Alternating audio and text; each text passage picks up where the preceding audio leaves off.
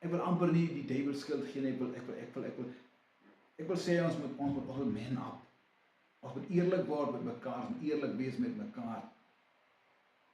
Niemand gaan jou millions of dollars gee nie. Niemand gaan jou rescue nie. Niemand gaan kom tot jou uit en jou uit armoede uitred nie. Ongelukkig is armoede van hierdie tipe van gevegte waarby jy jouself moet help.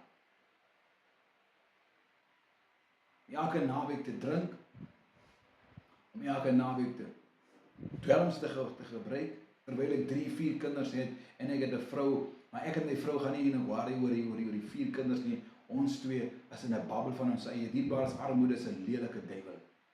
Armoede is 'n lelike duiwel.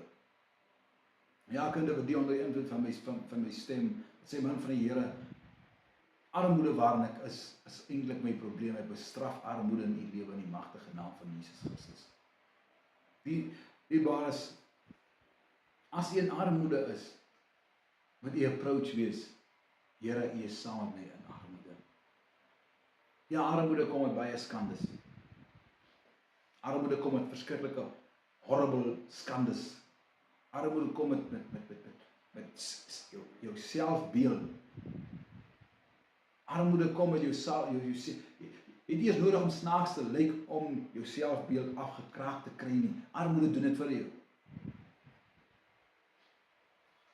Jy het geen dapperheid in jou nie. Jy het geen confidence in enigiets wat jy doen nie. En die feit dat jy nie kos by die huis is nie, maak dit al klaar 10 keer erger. Die feit dat jy weet, jy gaan nie as nagte wat jy nie gaan slaap nie, maak dit al klaar 10 keer erger.